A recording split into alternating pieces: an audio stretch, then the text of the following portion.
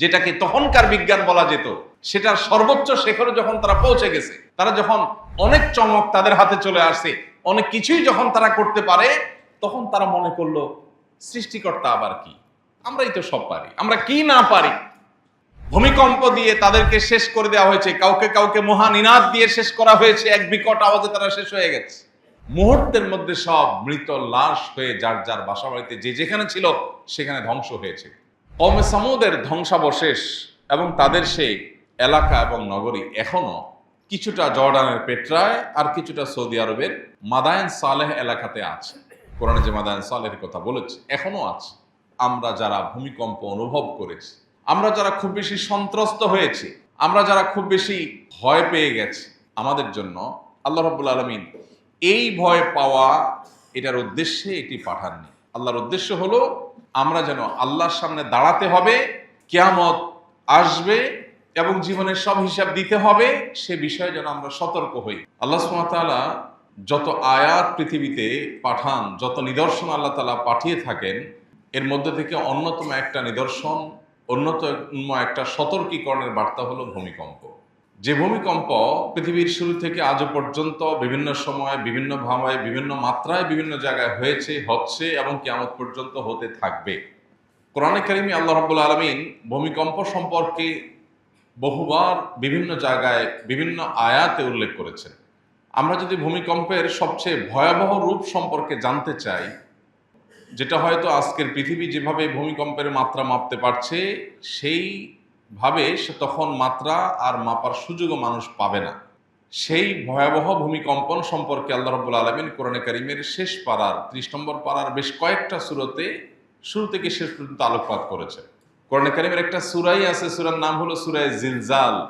আমরা যেটাকে ইদা জুলজিলাতিল আরদু জিলজালাহা প্রথম আয়াত হিসাবে জানি। এই সূরার নাম হলো সূরা জিলজাল। জিলজাল শব্দের অর্থই কি? ভূমিকম্প। কোরআন এমন এক মহাগ্রন্থ, আমাদের জীবনের যে কোনো পরিবেশে, যে কোনো পরিস্থিতিতে, যে কোনো সংকটে, যে কোনো সমস্যায় আমরা কোরআনে সেই সমস্যা থেকে উত্তরণের বা সেই সমস্যার যোগসূত্র, মূলসূত্র বা সেই সমস্যা সংক্রান্ত আল্লাহর নির্দেশনা আমরা কোরআনে খুঁজে পাবোই পাবো। আল্লাহ সেজন্য বলেছেন, মা মিন রতবিন ওয়ালা ইয়াবিসিন ইল্লা ফি কিতাবিম মুবিন। কোনো শুষ্ক, কোনো আর্দ্র এমন কিছু নাই যেটা এই সুস্পষ্ট কিতাবে নাই। কোরআনের যে সমস্ত অলৌকিকত্ব আছে, কোরআনের যে সমস্ত আশ্চর্য দিক আছে, যেগুলো কোনো মানুষের দ্বারা সম্ভব না, তার মধ্যে থেকে একটা হলো যে এই খুবই সীমিত আকারের এই মহাগ্রন্থ, মর্যাদায় মহা হলেও আকারে অনেক বড় নয়। এই সীমিত আকারের একটা আল্লাহর কিতাব, যেখানে আয়াত এবং পৃষ্ঠা সংখ্যা খুবই সীমিত, অথচ এখানে মানব জীবনের এমন কোনো বিষয় নাই যে বিষয় সম্পর্কে আল্লাহ রাব্বুল আলামিন আলোকপাত করেন নাই। আমরা যখন কোনো বিষয় নিয়ে আলোচনা করি, গবেষণা করি, বই লিখি, তখন একটা ছোট ছোট ক্ষুদ্র ক্ষুদ্র কোনো বিষয়ের উপরে বই লিখতে গেলে লেখকের যে বরাদ্দ সেটা শেষ হয়ে যায়, কিন্তু লেখা শেষ হয় না।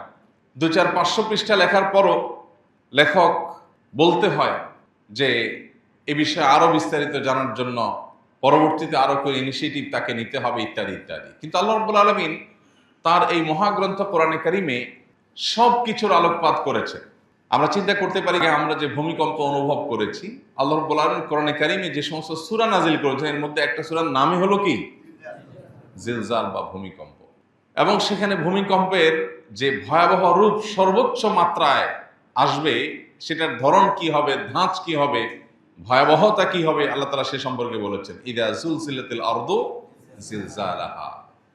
সেই ভূমিকম্পনটা শুধুমাত্র এই বিল্ডিং ভেঙে পড়ার মতো ভূমিকম্পন হবে না। আল্লাহ পরের আয়াতে বলেছেন, ওয়া আখরাজাতিল আরদু আসকালাহা। সেই ভূমিকম্পন শুধুমাত্র বিল্ডিং ফেটে পড়বে না, মাটি ফেটে মাটির ভেতরকার লাশ উপরে উঠবে। মাটির নিচে আরো যে সমস্ত সৃষ্টি আল্লাহর আছে, দাফন করা আছে, তার সব কিছু প্রকাশিত হয়ে যাবে। অর্থাৎ ভয়াবহতা কি হবে যে শুধুমাত্র বিল্ডিং এ ফাটল ধরবে না, শুধু ভবন ভেঙে পড়বে না, স্বয়ং মাটি ভেঙে চচ্চির হয়ে যাবে এবং ভেতরের সবকিছু প্রকাশিত হবে। কোরআনে কারিমে আল্লাহ রাব্বুল আলামিন সেই দিনের ভয়াবহতা সম্পর্কে ঘুরে ফিরে বারবার আলোকপাত করেছে। আমরা ভুলে যাই। মানুষ ভুলে যাওয়া জাতি, সৃষ্টিগতভাবেই আমাদের সে দুর্বলতা আছে, আমরা ভুলে যাই। আরবিতে ইনসান যে শব্দের অর্থ মানুষ, সে শব্দটির মূলধাতু নিসিয়ান।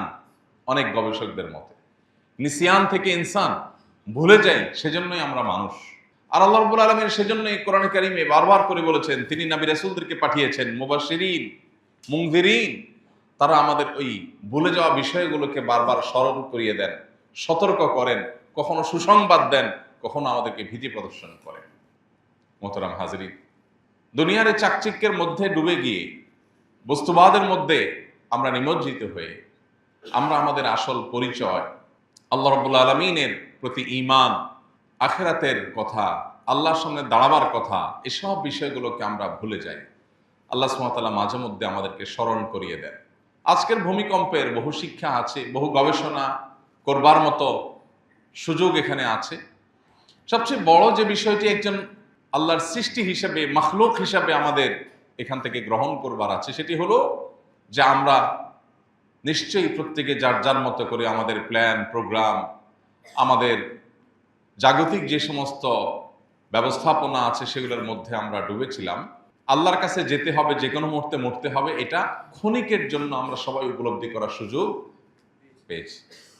আজকে যে 5.5 মাত্রার ভূমিকম্প হলো, গণমাধ্যমগুলো বলছে বাংলাদেশের ইতিহাসে সবচেয়ে ভয়াবহ ভূমিকম্প এটি। এর চেয়ে ভয়াবহ ভূমিকম্প ইতিপূর্বে বাংলাদেশে আর হয়নি। আমি নিজে বিশেষ করে যে এলাকায় থাকি, একেবারেই বেলেমাটির এলাকা, বিভিন্ন পানি ভরা জায়গায় বালু দিয়ে ভরাট করা এলাকা, যার কারণে একটা জোরে ট্রাক গেলেও কাঁপে। সেখানে 5.5 মাত্রা ভূমিকম্প কতটা ভয়াবহ ছিল সেটা বলার অপেক্ষা রাখে না। সেখানে যদি এটি অন্যান্য দেশের মতো 7 মাত্রায় গিয়ে উপনীত হয়, তাহলে আমাদের পরিস্থিতি কি হতে পারত? আজকে যদি সেটি হতো, হয়তো আমরা এখানে যারা আছি আমরা অনেকেই এতক্ষণে আমাদের জীবনের হিসাবের মুখোমুখি হয়ে যেতাম। হয়তো আজকের সে সকালই ছিল আমাদের জীবনের শেষ সকাল। তো সেটা যে কাল হবে না, বা একটু পরেই হবে না, এখনই হবে না, তার কোনো গ্যারান্টি আছে? আল্লাহ সুবহানাহু ওয়া তাআলা কোরআন কারীমে বারবার সে বিষয়টি আমাদেরকে সতর্ক করেছে। আমাদের জীবনের এক মুহূর্তের কোনো কি নাই, গ্যারান্টি নাই। অতএব নবী সাল্লাল্লাহু আলাইহি ওয়াসাল্লাম বলেছেন, কুন ফিদ দুনিয়া কাআন্নাকা গারীবুন আও আবিরুস সাবিল। দুনিয়াতে এমন ভাবে থাকো যেন তুমি কোনো পথিক যেরকম তিনি তার গন্তব্যে যাচ্ছেন সেই কথা মাথায় রেখে সফরের এই ভ্রমণের সময়টাকে সে মনে করে খুবই সাময়িক, জাস্ট গন্তব্যে যাওয়ার মাধ্যম।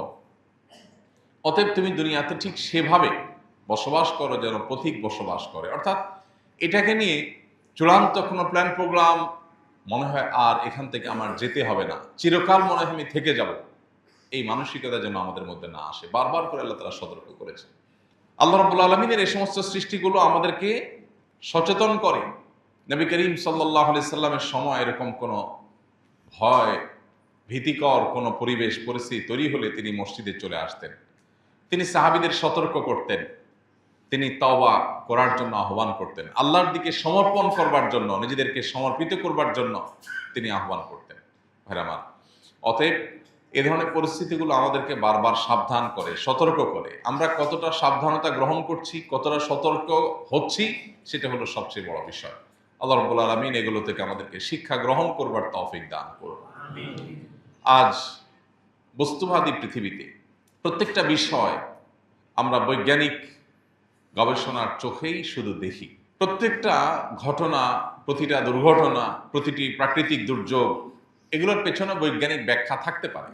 বৈজ্ঞানিক ব্যাখ্যা থাকা খুবই স্বাভাবিক, কিন্তু বৈজ্ঞানিক ব্যাখ্যার ও পেছনের ব্যাখ্যা, যেমন নবী করিম সাল্লাল্লাহু আলাইহি সাল্লাম বলেছেন, কিয়ামতের নিকটবর্তী সময়ে পৃথিবীতে ভূমিকম্পের পরিমাণ বেড়ে যাবে। গত 1 বছরে শুধু বাংলাদেশে যে পরিমাণ ভূমিকম্প হয়েছে, সেটা বহু আগের হিসেব করলে এত ভূমিকম্প হয়নি। এখন দেখুন আস্তে আস্তে মাত্রা বাড়ছে। এখন না হয় আমরা নানা বৈজ্ঞানিক ব্যাখ্যা জানি বা আবিষ্কার করতে পারছি, গবেষকরা বের করছেন যে এই কারণে হচ্ছে, এই কারণে বাড়ছে। কিন্তু 1500 বছর আগে যখন নবী সাল্লাল্লাহু আলাইহি সাল্লাম বলেছেন কিয়ামতের আগে পৃথিবীতে ভূমিকম্পের পরিমাণ বেড়ে যাবে, তার কাছে কি কোনো বৈজ্ঞানিক গবেষণার রিপোর্ট ছিল? কোনো বৈজ্ঞানিক ব্যাখ্যা তার হাতে কি ছিল? কিন্তু তথ্য তিনি দিয়েছেন। এবং সেই তথ্য আজ অক্ষরে অক্ষরে খেটে যাচ্ছে। এখান থেকে প্রমাণ হয় আল্লাহ যে কোরআনে বলেছেন, মা ইয়ানতিকু আনিল হাওয়া ইন হুয়া ইল্লা ওয়াহয়ুন ইউহা।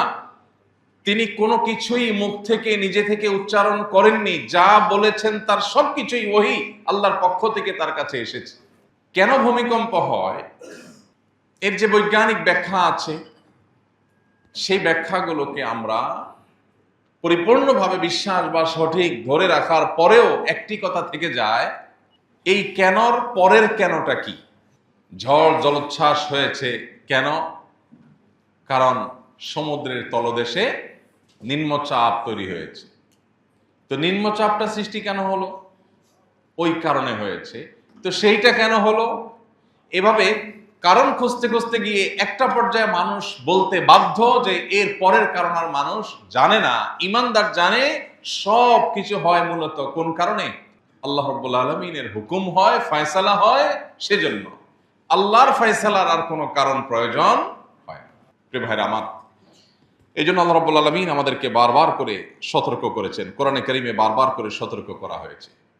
আজকের এই ভূমিকম্প থেকে আমাদের শিক্ষণীয় বিষয় হলো যে এই ভূমিকম্প আল্লাহ রাব্বুল আলামিনের সতর্কীকরণ। আল্লাহ তাআলা সতর্কীকরণ, যেটা আল্লাহ তাআলা কোরআনে কারীমে বলেছেন, ওমা নুরসিলু বিল আয়াতি ইল্লা তাখবীফা। আমি যত নিদর্শন পাঠাই এই সবগুলোই তোমাদেরকে সতর্ক করবার জন্য পাঠাই। অতএব আজ আমরা যারা ভূমিকম্প অনুভব করেছি, আমরা যারা খুব বেশি সন্ত্রস্ত হয়েছি, আমরা যারা খুব বেশি ভয় পেয়ে গেছি, আমাদের জন্য আল্লাহ রাব্বুল আলামিন এই ভয় পাওয়া এটার উদ্দেশ্যে এটি পাঠাননি। আল্লাহর উদ্দেশ্য হলো আমরা যেন আল্লাহর সামনে দাঁড়াতে হবে, কিয়ামত আসবে এবং জীবনের সব হিসাব দিতে হবে, সে বিষয়ে যেন আমরা সতর্ক হই, আমরা যেন প্রত্যেকটা মানুষ সাবধান হই। আল্লাহ আমাদের সবাইকে সেই তৌফিক দান করুন। প্রিয় ভাইরা আমার, তাহলে ভূমিকম্প কেন হয় সেটার বৈজ্ঞানিক ব্যাখ্যা যাই থাকুক না কেন, এর আসল কারণ যেটা পৃথিবীর কোনো গবেষণা, যেটা কোনো বিজ্ঞান, যেটা কোনো রিসার্চ কখনো মানুষকে বলতে পারবে না, একমাত্র জানার উপায় হলো ওহী এবং নবী এবং রাসূলদের মাধ্যমে। সেটা হলো যে সব কিছু, একটা গাছের পাতাও যদি নড়ে সেটিও আল্লাহ রাব্বুল আলামিনের জ্ঞাতসারে হয়, আল্লাহর নিয়ন্ত্রণে থাকে, আল্লাহর নির্ধারণের আলোকেই হয়ে থাকে। অতএব একজন ঈমানদার হিসাবে আমাদের এই বিশ্বাসের জায়গাকে অত্যন্ত পরিষ্কার করতে হবে, অত্যন্ত ক্লিয়ার করতে হবে যে সব কিছু মূলত হয় কোন কারণে? আল্লাহ রাব্বুল আলামিনের ফয়সালার কারণে। আজ বিশেষ করে তথ্য প্রযুক্তির উন্নতির এই সময়টাতে আমাদের অজান্তে আমাদের ঈমানগুলো ঠুনকো হয়ে যাচ্ছে। আমরা যে কোনো ঘটনার পর আল্লাহ রাব্বুল আলামিনের প্রতি বিশ্বাস যে মাত্রা হওয়ার কথা বা আল্লাহর স্মরণ যে পরিমাণ হওয়ার কথা, তার চাইতে জাগতিক নানা কারণ, নানা ব্যাখ্যা, বিশ্লেষণ, নানা গবেষণা, রিসার্চ, সেগুলো আমাদের মাথায় তার চাইতে বেশি চলে আসে। মোহতারাম হাজরিন, আল্লাহ রাব্বুল আলামিন এই ভূমিকম্পের মাধ্যমে পৃথিবীতে বহু জাতিকে বহুবার বার্তা দিয়েছেন, আর অনেক জাতিকে আল্লাহ তাআলা ধ্বংস করেছেন। কোরআনে কারীমে আল্লাহ রাব্বুল আলামিন বলেছেন, আল্লাহ নবী সালেহ আলাইহিস সালামের জাতি যারা ছিল কওমে সামুদ, আরেক নবী ছিলেন শুআইব আলাইহিস সালাম, এই উভয় নবীর যে সম্প্রদায় ছিল তাদের সম্পর্কে আল্লাহ রাব্বুল আলামিন পরিষ্কারভাবে বলেছেন যে তাদের প্রতি আল্লাহ রাব্বুল আলামিন রাজফা পাঠিয়েছেন। আল্লাহ রাব্বুল আলামিন তাদের জন্য ভূমিকম্প পাঠিয়েছেন, ভূমিধস পাঠিয়েছেন। আল্লাহ বলেছেন, ফাআখাযাতহুমুর রাজফাতু ফাআসবাহু ফি দারিহিম জাসিমিন। তাদেরকে ভূমিধস আল্লাহর আযাব হিসাবে পেয়েছে, স্পর্শ করেছে, এবং তারা মুহূর্তের মধ্যে সব মৃত লাশ হয়ে যার যার বাসা বাড়িতে যে যেখানে ছিল সেখানে ধ্বংস হয়েছে। কওমে সামুদের ধ্বংসাবশেষ এবং তাদের সেই এলাকা এবং নগরী এখনো কিছুটা জর্ডানের পেট্রায় আর কিছুটা সৌদি আরবের মাদায়েন সালেহ এলাকাতে আছে। কোরআনে যে মাদায়েন সালেহের কথা বলেছে এখনো আছে। বিশেষ করে কওমে সালেহ এবং কওমে হুদ, হুদ আলাইহিস সালামের জাতি আর সালেহ আলাইহিস সালামের জাতি, এই কওমে সামুদ এবং আদ, হুদ আলাইহিস সালামের জাতিকে বলা হয় আদ, সালেহ আলাইহিস সালামের জাতির নাম হলো কওমে সামুদ। এই সামুদ এবং আদ জাতি, তাদের সম্পর্কে আল্লাহ তাআলা কোরআনে কারীমে বিভিন্ন জায়গায় আলোকপাত করেছেন।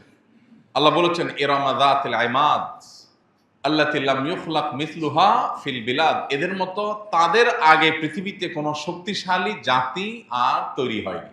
কিরকম শক্তিশালী ছিল সেটা সৌদি আরবের মাদায়েনে সালেহ গেলে অথবা জর্ডানের পেট্রায় গেলে সচক্ষে এখনো দেখা যায়। কত হাজার বছর আগের ইতিহাস এর সঠিক পরিসংখ্যান বা পরিপূর্ণ সঠিক তথ্য কেউ দিতে পারে না। তবে এটুকু নিশ্চিত যে তারা আমবাতিরও আগে পৃথিবীতে ছিল। নাপ্তি যাদেরকে বলা হয়, নাপ্তিদেরও আগে ছিল। বহু বচন আরবিতে আমবাতি বলা হয়। এই নাপ্তিরা, তাদের কবর এখন পাওয়া যায়, বিভিন্ন শিলালিপি থেকে দেখা যায় যে নাপ্তিদের কবর আছে এখন এই জায়গাগুলোতে যেগুলো আজ সামুদের এলাকা ছিল। কোরআনে যে মাদায়েন সালেহ বলেছে, তার মানে মাদায়েন সালেহে আগের যারা ধ্বংস হয়েছে তাদের পরে নাপ্তিরা বসবাস করেছে, সেটুকু শুধুমাত্র এখন পাওয়া যায়। যে নাপ্তিরা খ্রিস্টপূর্ব সময়ে পৃথিবীতে এসেছে, তাদেরও কত হাজার বছর আগে এসেছে আজ সামুদ একমাত্র আল্লাহ ভালো জানেন। কিন্তু কোরআন সেই ইতিহাস উল্লেখ করেছে। আল্লাহ বলেছেন যে তাদের যে শিল্প ছিল, তাদের যে সক্ষমতা ছিল, নির্মাণ কৌশল এবং অসীম শক্তি ছিল, সেটা দিয়ে তারা পাথর কেটে কেটে শহর নির্মাণ করত। এখনকার মতো পাথর কাটার মেশিন তখন ছিল না, ক্রেন তখন ছিল না, কিন্তু তারা একটা পাহাড়, একটা বিশাল বড় এলাকা, সিটি, সেখানে অসংখ্য ঘর কেটে কেটে তারা তৈরি করেছে। কিভাবে পাথর কেটেছে? কোথায় ছিল সে আজকের মতো এরকম আধুনিক রেত অথবা আধুনিক করাত অথবা ক্রেন অথবা এরকম নির্মাণের অন্যান্য যে সমস্ত সামগ্রীগুলো আছে, কিছুই ছিল না। এত হাজার বছর আগে তারা বিশাল বড় বড় একটা পাহাড় কেটে একটা মূর্তি তৈরি করেছে, যে পাহাড়ের এক মাথা থেকে আরেক মাথা তাকাতে গেলে মাথার টুপি পড়ে যাবে, এরকম উপক্রম এখনো পর্যন্ত সেগুলো আছে। এবং এক একটা পাহাড় এক একটা মূর্তি দেখা যায়। সৌদি আরবেই কিন্তু মাদায়েন সালেহে এটা এখনো দেখা যায়, মদিনা থেকে মাত্র কয়েকশো কিলোমিটার দূরে। তো আল্লাহ রাব্বুল আলামিন কওমে আদ, কওমে সামুদের আলোচনা কোরআনে সবচেয়ে বেশি করেছে। যারা কোরআন পাঠ করেন তারা নিশ্চয়ই জানেন, সবচেয়ে বেশি যে আলোচনা হয়েছে কোরআনে, যে জাতিদের আলোচনা, তারা ছিল কারা? নূহ আলাইহিস সালামের জাতির পাশাপাশি আদ এবং সামুদ জাতি, এদের আলোচনা কোরআনে সবচেয়ে বেশি হয়েছে, রিপিটেডলি হয়েছে, বারবার হয়েছে। কেন? কারণ এই সম্প্রদায় তারা যখন এমনভাবে শক্তি সঞ্চয় করলো, তখনকার যুগের বিজ্ঞান বা তাদের আগের যে পৃথিবী ছিল, তাদের আগ পর্যন্ত পুরো পৃথিবীর ইতিহাসে তারা ছিল সবচাইতে বিজ্ঞানে অগ্রসর, চমক দেখানোতে অগ্রসর, সবচেয়ে বড় অট্টালিকা তৈরি করতে পারে, সবচেয়ে বড় অলৌকিক ভবন তৈরি করতে পারে। এই সক্ষমতা তারা হাসিল করেছে। করার পর তারা সৃষ্টিকর্তাকে অস্বীকার করেছে। সৃষ্টিকর্তা আবার কি, আখেরাত আবার কি, দুনিয়াই তো সব। বিশাল বড় বড় পাথুর এলাকা কেটে বিশাল বড় জনবসতি তৈরি করে ফেলছে। এবং এখনো বিশেষ করে মাদায়েন সালেহ আমি গিয়েছি, সেখানে তাদের যে পাহাড় কেটে ঘর বাড়ি তৈরি করেছে, অনেক ঘর আছে যেটার যে চৌকাঠ ছিল, দরজা, পুরোটা তো পাহাড়, জাস্ট কেটে ভেতরে সুড়ঙ্গ করে ঘর তৈরি করেছে। ওই চৌকাঠে এখন বড় কোনো মই ছাড়া উঠাও সম্ভব না, এত উপরে তারা খোদাই করে তারপরে ভেতরে অত্যন্ত সুরম্য ঘর তৈরি করেছে। এবং একটা পাহাড় দেখা যাচ্ছে, একটা সাপের আকৃতি, একটা মূর্তির আকৃতি, এক একটার আকৃতি। এই বিশাল বড় পাহাড়, এটা পুরাটাকে কিভাবে একটা মূর্তির আকৃতিতে তৈরি করা গেছে খোদাই করে করে করে, কিভাবে সম্ভব? আধুনিক যুগেও এর অনেক কিছু মানুষ কল্পনা করতে পারে না, যেটা তারা এত হাজার বছর আগে করেছে। তখনকার সময়ে যেটাকে তখনকার বিজ্ঞান বলা যেত, সেটার সর্বোচ্চ শেখরে যখন তারা পৌঁছে গেছে, তারা যখন অনেক চমক তাদের হাতে চলে আসে, অনেক কিছুই যখন তারা করতে পারে, তখন তারা মনে করলো সৃষ্টিকর্তা আবার কি, আমরাই তো সব পারি, আমরা কি না পারি? আল্লাহ রাব্বুল আলামিন নবী পাঠিয়েছেন, কারণ আল্লাহ তাআলা কোরআনে কারীমে বলেছেন, আল্লাহ তাআলা কোনো জাতিকে ধ্বংস করেন না যতক্ষণ পর্যন্ত তাদের মধ্যে রাসূল না পাঠান, এবং ততক্ষণ পর্যন্ত আল্লাহ ধ্বংস করেন না যদি মানুষ ইস্তেগফারে রত থাকে, ভুল বুঝে মানুষ ফিরে আসে, তাহলে তাদেরকে আল্লাহ ধ্বংস করেন না। এই জন্য আল্লাহ রাব্বুল আলামিন তাদের মধ্যে রাসূল পাঠিয়েছেন। আল্লাহ নবীরা এসে তাদেরকে বারবার সতর্ক করেছে, নবী পাঠিয়েছেন আল্লাহ তাআলা, সতর্ক করেছেন, তোমরা আল্লাহর একত্ববাদকে স্বীকার করো, আল্লাহর অস্তিত্বকে স্বীকার করো, অহংকার করো না। তারা পাত্তা দেন, তারা বলেছে আরে এ হুজুর টাইপের মানুষ কত কিছু বলে, এরা জ্ঞান বিজ্ঞান থেকে দূরে, কিছু বুঝে, দেখা যায় না, ছোঁয়া যায় না, ধরা যায় না, আলমুল গায়েব, অদৃশ্যের জগৎ, শুধু এইসব কথা হুজুররা বলে। হুজুরদের কাছে কোনো বাস্তব জ্ঞান নাই, জাগতিক জ্ঞান নাই, রহস্য জানে না, জ্ঞান বিজ্ঞান নাই, ডিনাই করেছে। আল্লাহ রাব্বুল আলামিন পরিষ্কার ভাবে কোরআনে কারিমে এক জায়গায় না, বেশ অনেকগুলো জায়গায় আল্লাহ বলেছেন, ফাআখাযাতহুমুর রাজফা ফাআসবাহু ফি দারিহিম জাসিমিন। ভূমিকম্প দিয়ে তাদেরকে শেষ করে দেওয়া হয়েছে, কাউকে কাউকে মহানিনাদ দিয়ে শেষ করা হয়েছে, এক বিকট আওয়াজে তারা শেষ হয়ে গেছে। কোন কোন সম্প্রদায়ের মধ্যে খুব শীতল বাতাস বওয়া শুরু করেছে, তারা মনে করেছে এই বাতাস তো বেশ উপভোগ্য, সামান্য পিনপিনে বাতাসের সাথে হালকা আওয়াজ আসছে, তারা সেটাকে এনজয় করা শুরু করছিল।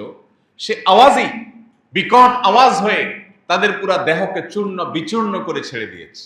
প্রিয় ভাইরা আমার, আমরা যখন পৃথিবীতে বসবাস করছি, ঠিক এই মুহূর্তের পৃথিবী আর্টিফিশিয়াল ইন্টেলিজেন্সের পৃথিবী, এই পৃথিবী এআই এর পৃথিবী। এই পৃথিবীতে মানুষ জ্ঞান বিজ্ঞান, তথ্য প্রযুক্তি, গবেষণা, আবিষ্কার ইত্যাদিতে মানুষ এত বেশি অগ্রসর হয়ে গেছে যে আজ সামুদ জাতির আগের পৃথিবীর মানুষদের সবাই রেকর্ড ভঙ্গ করে তারা যেরকম সর্বোচ্চ পর্যায়ে পৌঁছে গেছে তৎকালীন জ্ঞানে বিজ্ঞানে, আজকের পৃথিবীর মানুষ পৃথিবীর ইতিহাসের সকল জ্ঞান, গবেষণা, বিজ্ঞান, আবিষ্কার সব কিছুকে, সকল রেকর্ডকে ভঙ্গ করে দিয়ে আজকে এমন এক উচ্চতায় পৌঁছে গেছে যে এখন খোদ মুসলমানের ঘরে জন্ম নেওয়া সন্তান যে তার সৃষ্টিকর্তার অস্তিত্বের কথা জানে, যার কাছে আল্লাহর পরিচয় পৌঁছেছে, যার কাছে তাওহীদের বাণী পৌঁছেছে, সেই মুসলমানের সন্তান পর্যন্ত এখন সংশয়ের মধ্যে ডুবে গেছে। তাকে রীতিমতো কনফিউশন পেয়ে গেছে, স্পর্শ করেছে, আখিরাতের প্রতি তার বিশ্বাস নড়বড়ে হয়ে গেছে। মানুষই তো সব পারে, আসলে কি সৃষ্টিকর্তা বলতে কিছু আছে কিনা? নাউজুবিল্লাহ।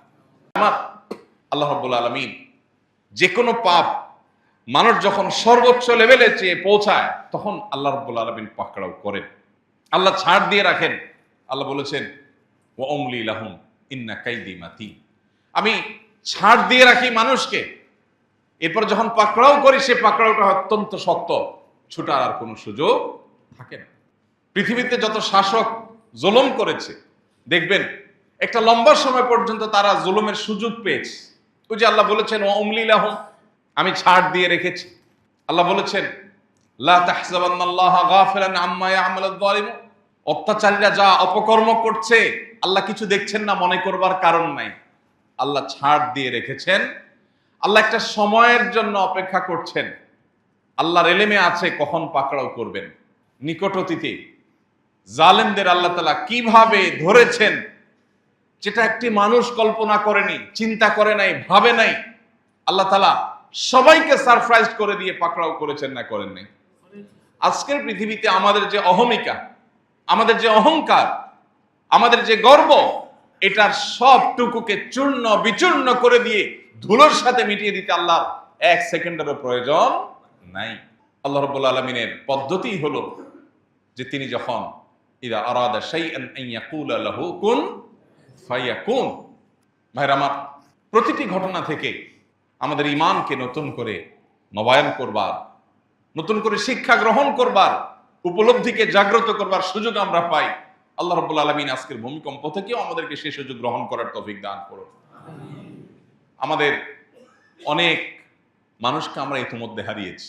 সর্বশেষ যে তথ্য আমরা পেয়েছি সেই তথ্যের আলোকে এই নারায়ণগঞ্জেও একটা নবজাতক শিশু ওয়াল পড়ে চাপা পড়ে মারা গেছে। পুরান ঢাকাতে আরো বিভিন্ন জায়গাতে বেশ কয়েকজন মানুষ মারা যাওয়ার সংবাদ পাওয়া গেছে। একাধিক ভবন ধসে পড়ার সংবাদ পাওয়া গেছে। আরো কি পরিমাণ ক্ষয়ক্ষতি হয়েছে সেটা হয়তো পরিপূর্ণ ক্লিয়ার হতে আরেকটু সময় আমাদের অপেক্ষা করতে হবে। এই ঘটনার পর বিশেষ করে আমাদের দুটি বিষয় খুব গুরুত্বের সাথে ভাবতে হবে। নাম্বার এক, এই ধরনের ভূমিকম্প হাদিসের ভবিষ্যৎবাণী ১৫০০ বছর আগের ভবিষ্যৎবাণীর আলোকে পৃথিবীর আয়ু যত বাড়বে তত এই ভূমিকম্পের মাত্রা বা পরিমাণ বাড়বে। পৃথিবীতে মানুষের বেঁচে থাকার উপকরণ, সুস্থ হওয়ার উপকরণ মানুষ যত বেশি আবিষ্কার করুক না কেন, হাদিস বলছে কিয়ামত যত নিকটবর্তী হবে আকস্মিক মৃত্যুর পরিমাণ বাড়বে। দেখুন, জ্ঞান বিজ্ঞানে মানুষ উন্নত হয়েছে। একটু শরীরটা ব্যথা করলে সেই ব্যথার ট্রিটমেন্টের জন্য কত কিছু মানুষ আবিষ্কার করে ফেলেছে, তাই না? মানুষ পরিপূর্ণ সুস্থ স্বাভাবিক অনেক ভালো থাকার কথা, মৃত্যুর হার অনেক কম হওয়ার কথা, কিন্তু হাদিস বলছে কিয়ামত যত নিকটবর্তী হবে মৃত্যুর হার তত বাড়বে। মৃত্যুর হার বলতে আকস্মিক মৃত্যুর ঘটনা তত বাড়বে, মানুষ কোনোভাবে সেটা ঠেকাতে পারবে না। আর এছাড়া নানা বৈজ্ঞানিক গবেষণাও হাদিসে সে বিষয়টিকে আরো বেশি স্বীকৃতি দেয়, সত্যায়ন করে, মেনে নেয় যে পৃথিবীব্যাপী এ ধরনের ভূমিকম্প আরো বাড়বে।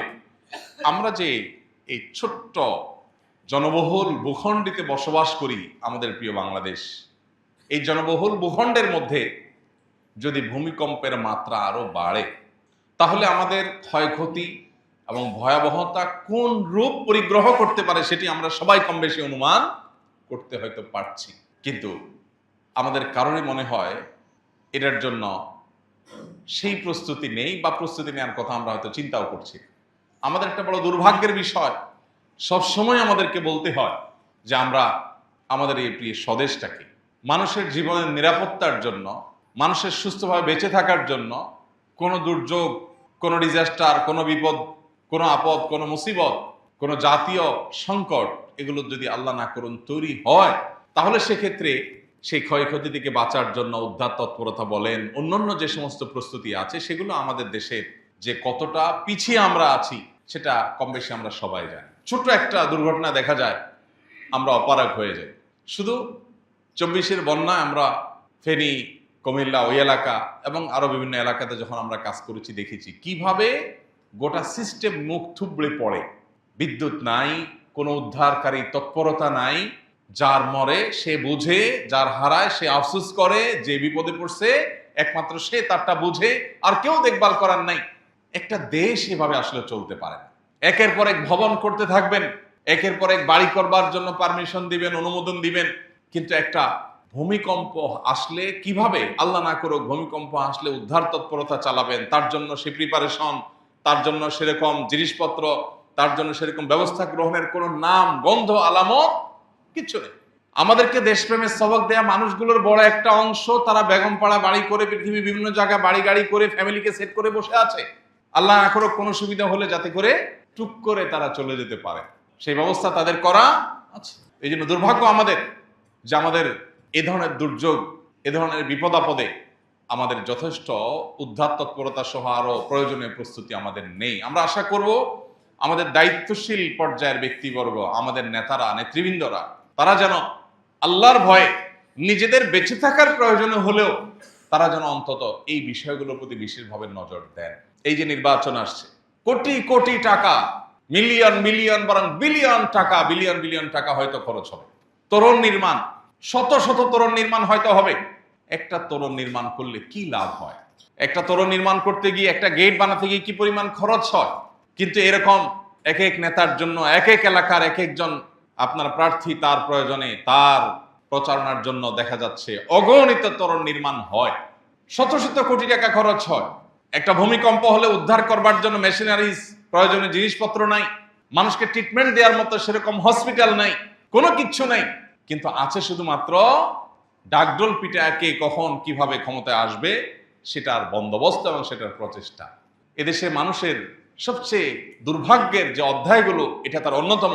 যারা পৃথিবীর বিভিন্ন দেশ সফর করেন আপনারা জানেন, আমাদের অনেক পরে স্বাধীনতা অর্জন করে নতুন দেশ গঠন করে আমাদের চাইতে বহু দূর এগিয়ে গেছে এমন মানুষের সংখ্যা, এমন দেশের সংখ্যা অগণিত। বাংলাদেশের মানুষ অত্যন্ত কর্মতৎপর, বাংলাদেশের মানুষ খুব পরিশ্রমী। আফ্রিকার অনেক দেশে গিয়েছি, তাদের অনেক ভালো গুণ আছে, কিন্তু তাদের অনেকের মধ্যে, অনেক দেশেই একটা খারাপ গুণ দেখা যায়।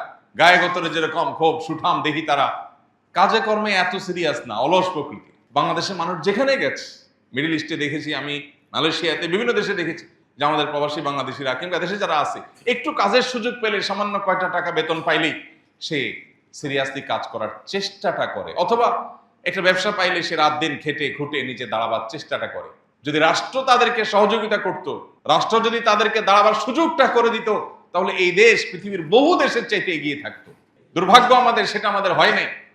তো এই যে ভূমিকম্প, যেটা আমাদেরকে বড় ধরনের বার্তা দিয়ে গেছে, আমি আশা করব আমাদের দায়িত্বশীল কর্তৃপক্ষ তারা পরবর্তীতে আরো ভয়াবহ ভূমিকম্প আসতে পারে সেই কথা মাথায় রেখে তারা যথাযথ প্রস্তুতি গ্রহণ করবেন।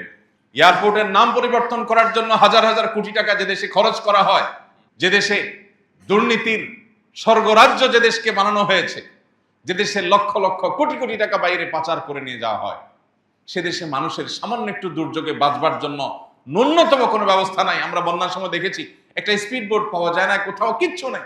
উদ্ধার করার জন্য মানুষ আমাদেরকে ডাকছে, হাহাকার করছে। আমাদের উদ্ধার করবার জন্য প্রয়োজনীয় প্রশিক্ষণ আমরা নেই, প্রশিক্ষিত না। কিন্তু প্রশিক্ষিত সেরকম লোকবল আমাদের নাই।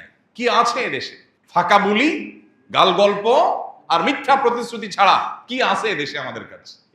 অতএব এ ধরনের পরিস্থিতিতে আমাদের রিয়েলাইজ করবার সুযোগ তৈরি হয় যে আমাদের কি করা উচিত। প্রস্তুতি, জাগতিক প্রস্তুতির অংশ হিসেবে আর একজন মুসলমান হিসেবে সবচেয়ে বড় প্রস্তুতির বিষয় হলো তওবা করে আল্লাহর সামনে সর্বদা প্রস্তুত থাকা।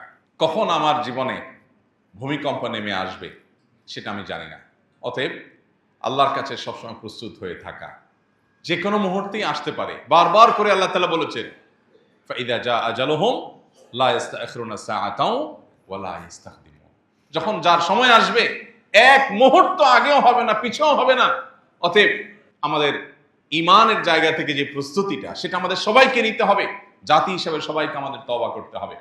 তিরমিজির একটা হাদিস থেকে পরিষ্কারভাবে বোঝা যায়, কিয়ামতের আগে পৃথিবীতে যখন বিভিন্ন পাপাচার ব্যাপক আকার ধারণ করবে, অশ্লীলতা, দুর্নীতি, বিভিন্ন রকমের অপরাধের মহোৎসব, জেনা, ব্যভিচার, এগুলো যখন ব্যাপক হয়ে যাবে, প্রকাশ্যে হতে থাকবে, তখন পৃথিবীতে বেশ কয়েকটা আল্লাহর পক্ষ থেকে অ্যালার্মিং আযাব বার্তা আসতে থাকবে। এর মধ্যে একটা হলো ভূমিকম্প, ভূমিধস, এগুলো বাড়তে থাকবে। এই জন্য আমাদের অনেক বড় একটা প্রস্তুতির জায়গা হলো তওবায়ে নাসুহা করা, খাঁটি অন্তরে তওবা করা। ওতুবু ইলাল্লাহি জামিআন আইয়ুহাল মুমিনুন, হে ঈমানদাররা সবাই আল্লাহর দিকে ধাবিত হও, তওবা করো। ফাফিরু ইলাল্লাহ, আল্লাহর দিকে দৌড়াও, ধাবিত হও। বাঁচবার চিরকাল বাঁচবার কোনো পথ তো খোলা নাই। ঈমানটা অন্তত যেন আমরা নিয়ে যেতে পারি। আল্লাহ আমাদের সবাইকে সেই তৌফিক দান করুন। এই সমস্ত পরিস্থিতিগুলো আমাদেরকে জীবনের বাস্তবতাকে অত্যন্ত দারুণভাবে তুলে ধরে আমাদের সামনে। এক মুহূর্তের যে কোনো গ্যারান্টি নেই। হালাল হারাম বাজ বিচার করা ছাড়া আমরা যে শুধুমাত্র মৌজ মাস্তের মধ্যে ডুবে থেকে আমাদের জীবনকে পার করে দিচ্ছি, এটা যে আমাদের জীবনের সবচেয়ে অপরিণামদর্শী অবস্থান, সেটি এই সমস্ত ভূমিকম্পগুলো নানা সময় একটু নাড়া দিয়ে আমাদেরকে সতর্ক করে। সব সময় তো আল্লাহ শুধু সতর্ক করবেন না, কখনো হয়তো সে চূড়ান্ত সময় আসবে যেটা শুধু সতর্কীকরণ নয়, যেটা আমাদেরকে শেষ করে দিবে। তার আগে আমাদেরকে সতর্ক হতে হবে। আল্লাহ রাব্বুল আলামিন আমাদের সবাইকে সেই তৌফিক দান করুন। আমরা যেন তওবায়ে নাসুহা করতে পারি, খাঁটি অন্তরে তওবা করতে পারি, প্রস্তুতি গ্রহণ করতে পারি, সেরকম মানসিকতা আমাদের অর্জন করতে হবে। প্রতিটি ঘটনা থেকে আমাদেরকে শিক্ষা নিতে হবে। এখান থেকে আমার নেওয়ার জিনিসটাকে নিয়ে আমি যদি সংশোধন হতে পারি, তাহলে এটাই হবে আমার সার্থকতা, এটাই হবে সফলতা। রব্বে করিম আমাদের সবাইকে সে তৌফিক দান করুন। এই ভূমিকম্পে যে সমস্ত মানুষগুলো মারা গেলেন, যে সমস্ত পরিবারগুলো নিঃস্ব হয়ে গেলেন, অসহায় হয়ে গেলেন, আমরা দোয়া করি আরশে আজিমের মালিক আপনি তাদের সবাইকে মাগফিরাত নসিব করুন। তাদের সবাইকে আল্লাহ আপনি শাহাদাতের মর্যাদা দান করে দিন। আমাদের এই ক্ষুদ্র ছোট্ট দেশটি নানা অপরাধে আল্লাহ আমরা নিমজ্জিত, আল্লাহ আমরা গুনাহগার। আল্লাহ আমাদের এই গুনাহের কারণে আপনার পাকড়াও যেন আমাদেরকে স্পর্শ না করে। আল্লাহর আযাব যদি আসে, নেককার বদকার কাউকে ছাড়ে না, সবাইকে আযাব পাকড়াও করে। আল্লাহ আপনি আমাদের প্রতি রহম করেন, আমাদেরকে তওবায়ে নাসুহা করার তৌফিক দান করেন। আমাদের আজ প্রয়োজন গণ ইস্তেগফার, আজ প্রয়োজন জাতীয় ইস্তেগফার, জাতীয় পর্যায়ে তওবা, সবার গণহারে তওবা ইস্তেগফার করা দরকার। যে যে গুনাহে আছি, আসুন সেই গুনাহ থেকে ফিরে আসি, আল্লাহর দিকে ধাবিত হই, সংশোধন করি, মৃত্যুর জন্য সবসময় প্রস্তুত থাকি, আল্লাহর সঙ্গে সাক্ষাতের জন্য সবসময় প্রস্তুত থাকি। রব্বে করিম আমাদের সবাইকে সেই তৌফিক দান করুন। আস-সুন্নাহ ফাউন্ডেশন, উম্মার স্বার্থে সুন্নাহর সাথে।